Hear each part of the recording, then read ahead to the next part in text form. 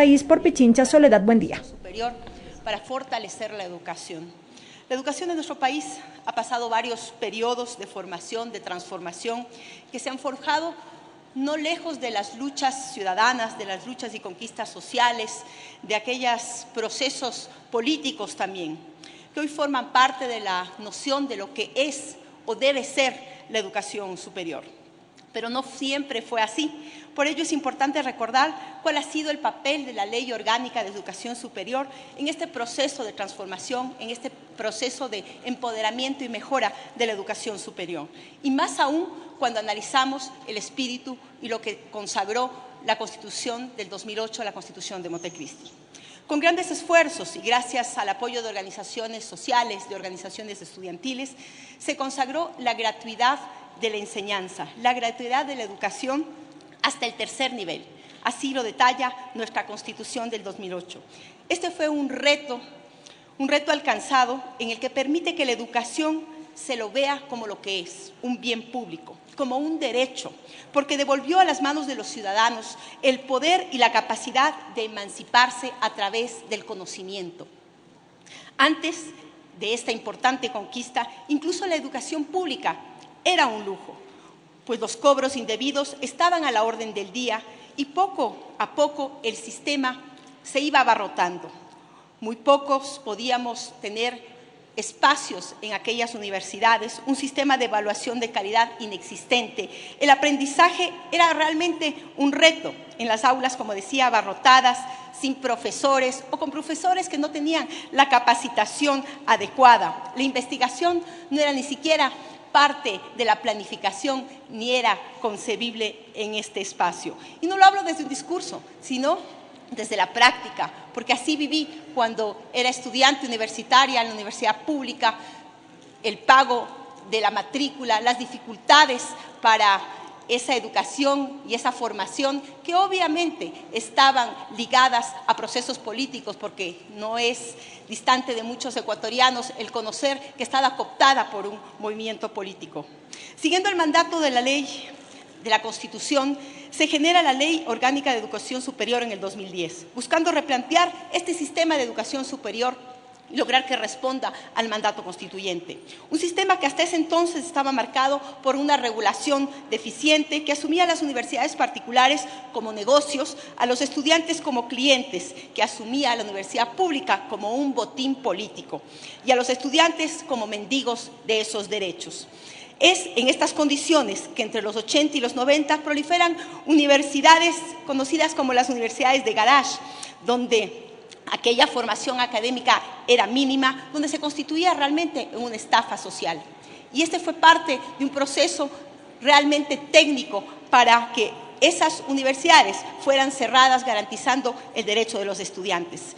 El mercantilismo abrió la puerta para que la Universidad Ecuatoriana viva esa autorregulación inexistente y su concepción como bien público pasó obviamente a un segundo plano.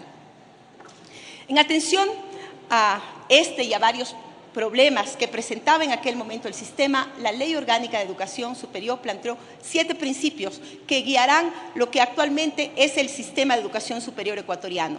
Y estos son la autonomía responsable, el cogobierno, la igualdad de oportunidades, la calidad, la pertinencia, la integralidad del sistema y la autodeterminación para la generación de conocimiento.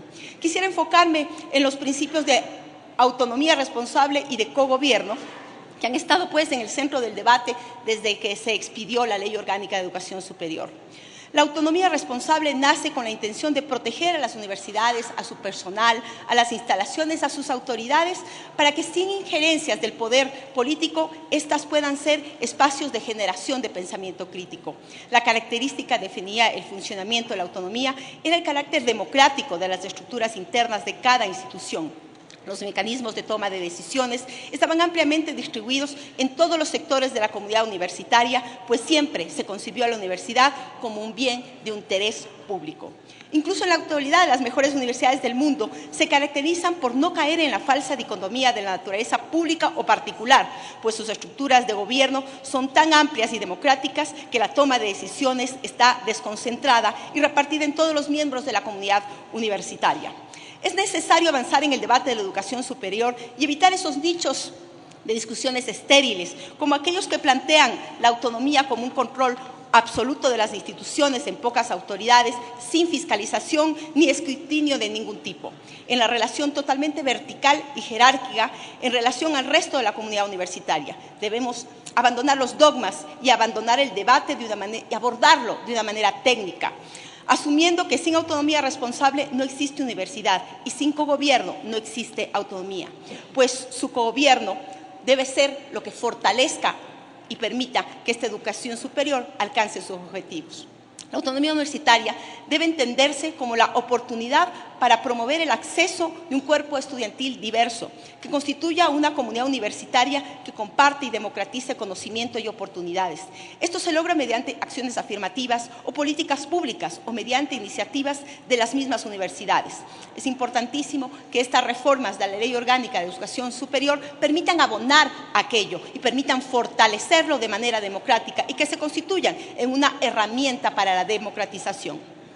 La autonomía en relación a la calidad debe promover la especialización en áreas del conocimiento, no convertirse en un pretexto para mantener estándares mínimos sin perseguir una universidad de excelencia. La autonomía no puede ser utilizada para defender a la mediocridad, pues eso lo único que hará es corromper al sistema. En el marco de la construcción de una comunidad universitaria diversa e incluyente, la autonomía debe ser la herramienta para garantizar la permanencia de los estudiantes que aportan a la comunidad universitaria.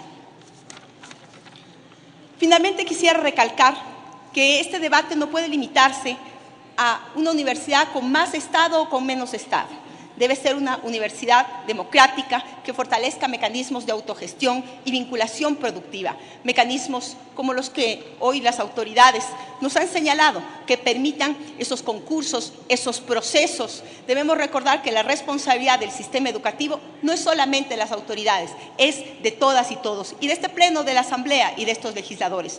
Estas reformas plantean varios retos, y las leyes tendrán que seguirse transformando, seguirse reformando en función justamente de ese análisis de la realidad. Hoy los retos obviamente son el ampliar el ingreso a las universidades, que todos los jóvenes ecuatorianos a través de este propedéutico puedan estudiar la carrera, que su vocación así lo demande, que su interés así lo permita. Los recursos deben ser invertidos, ojalá continuemos siendo el país latinoamericano que más invierte en educación superior con respecto al Producto Interno Bruto.